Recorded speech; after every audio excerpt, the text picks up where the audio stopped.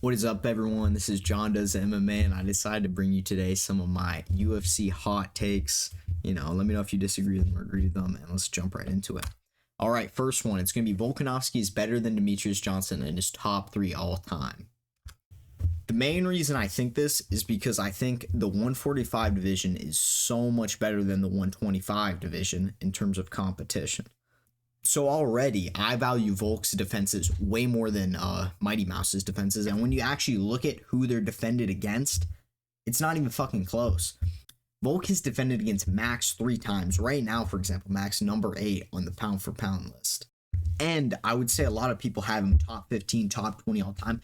And he's beaten him 3 times. And no, he did not get robbed in any of them. Max was not robbed. Volk won all 3 of those fights. He also has defenses against Yair, Aldo, Brian Ortega, those fall off. But those big ones are Max Holloway 3 times. And I consider the first Islam fight a win. And I don't even give a fuck what you think. It's literally a win. Rewatch the fight, bro. So that's 3 wins against Max Holloway, a top 20 fighter ever.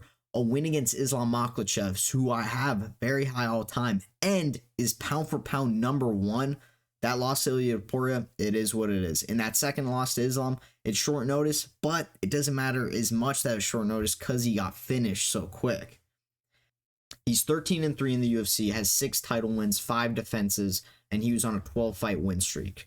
Compare this to Mighty Mouse, who, has one UFC and 1. I'm going to try and merge him, but obviously the 1 shit means way less than the UFC shit, kinda. So he's beat Adriano Moraes twice and 1, lost to him the first time they fought. He's beat Henry Cejudo, Ray Borg, Joseph Benavidez, Tim Elliott, and he's beaten other cans, but these are the best wins that are getting put up. He's lost to Dominic Cruz and Henry Cejudo, and I do think Demetrius Johnson scraped out the win against Henry Cejudo, so I kind of also count that as a defense. He has a record of 23-1 in the UFC and 1. He has 14 title wins, 2 of them in 1 championship, 12 title defense, and a 13-fight win streak with 12 of those being title fights. So he had a much more dominant reign at his division. However, his division fucking sucks, and I don't care. I know you guys are gonna fucking call me casual, thinking all this shit just because it's oh, you don't like the small guys. No, small guys are cool, but it's the further you get from 155, generally, the less competitive it is. Because if you look at Mighty Mouse's best win, it's Henry Cejudo, and I'll give it Henry Cejudo twice. Henry Cejudo isn't that good. Henry Cejudo is also one of the most fucking overrated fighters ever. He just got ragdolled by Merab, got beat convincingly by Aljo, and I don't give a fuck that he was some gold medalist. That means fuck all in this, so you can't even bring that into this. And I have Demetrius Johnson at number 4 all time, right behind Volk. But because of Volk's competition, I value his defenses and his wins way more than Mighty Mouse's, which is why I have Volk ahead of Mighty Mouse. My second opinion, Izzy is still overrated as all fuck, and this is going to be current and all time. I've been seeing this narrative a lot that Izzy has become underrated, oh, you Poetan fans, you Poetards have underrated him like a bell curve. Everyone says he's overrated, so now he's underrated.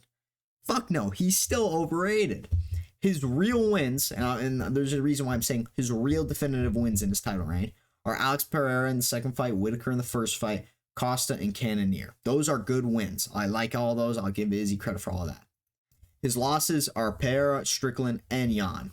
And he robbed Romero and Whitaker in the second fight. So when you look at all that, he's gone 6-5 in his title fights. And I know you guys are going to say oh, it wasn't a robbery. Rewatch those fights. Look at audience scorecards and look at the judges' scorecards. It's complete bullshit. In his past 3 fights just recently, he's 1-2, got dominated by Strickland, got freaking chinned by Pereira. And his only convincing decision wins are against shit cans like Gastelum and Vettori. And I don't even give a fuck that Marvin Vettori beat a guy like Costa, who's also overrated. Costa's also not that good. But anyway, he's doing this against just bottom of the barrel guys who fight for a championship once and then never fucking do it again because they suck. And I don't mean that directly like that, but Gastelum and Vettori are just not on the level of other guys. And when you adjust his record for everything, he had a 6-5 title reign. That's not that impressive. And his recent title reign, it's how many title shots are you going to get? You just lose to Alex, right? I get that. Did I just hear that right? You said that he deserved that fucking double champ fight? Fuck no. He beat Fat Man Gastelum, beat Robert Whittaker. It's all looking good. Then he goes to Romero, has one of the shittiest fights of all time, and he loses the fucking fight. He redeems himself with Costa somewhat by KOing his ass, getting his ass out of there and humping on him, which I do think is funny. I actually like Izzy. I know you guys might not believe that, but I think Izzy's funny. I like him. And then he gets dominated by Jan. He actually gets dominated. You guys might not remember it like that because fucking Joe Rogan wouldn't shut the fuck up and just dick riding Izzy, but it's whatever. He then stinks it up against Vettori. And after that, you get knocked out by Pereira. You give him the rematch. That's deserved, right? You lose to Sean Strickland, get dominated for 5 rounds, and now he's going to fight DDP? What the fuck is that? This guy's 1-2 in his last 3 fights. And if we're really being honest here, he's fucking 3-7 in his last 7. This is bullshit. And don't even get me started on how overrated he is right now. If you look to the right, you can see the pound for pound list right now. Izzy is 12. Until you see right underneath it, it's Tom Aspinall and Sean Strickland. Tom Aspinall, first of all, is the rightful heavyweight champ. And even for whatever reason you say, okay, he isn't. And even if you don't think he's the rightful champion because you're a retard, he's right behind John Jones, who's number 2, and he just KO'd Sergey Pavlovich, who was the big fucking bad boogeyman who everyone thought was going to fucking run through the whole division. And underneath that, you have Sean Strickland, who, let me get this right. So they fight. Sean Strickland whoops his ass for 4 rounds and maybe 5 rounds. Sean Strickland then fights Dricus du Plessis and has the closest fight I've seen in the past year, which would make him neck and neck with Dricus du Plessis, right? He's ranked 6 spots below Dricus, so he has this razor-thin fight with Dricus du Plessis, and Adesanya is above him. If we look at what's happened, Adesanya, this last fight, he got dominated by Strickland. Strickland dominated Adesanya, and then went to war and had a super close fight with a guy way above Izzy, so how the fuck is he below Izzy? And here are some other guys, I'll just run through them real quick, that you can argue below him. And here are all people you can argue are above him. Like right off the rip, Ankalaev tied with Jan, who was the champion, rightful champion, then beat Johnny Walker. He hasn't lost, his stock hasn't fallen enough to where it should be down there. Merab's getting fucking screwed out of his title shot. He's won a lot. He's dominated in the fights that he's been in. Arman is in the most competitive division, just beat Charles Oliveira, who's above Izzy. Sandhagen, kind of the same reason as Merab. That one's not as good. Shavkat has dominated his division, finished everyone, and is going to be right up there for fighting for the belt with Leon. Poirier is kind of a reach, but once again, he's in the most competitive division, and he just beat Benoit Saint Denis. You know, he should be higher, but I don't think he should be like 12. All these guys should be higher than him. And Yuri, that's another good one. He beats Teixeira, right, to become rightful champ. He has to vacate.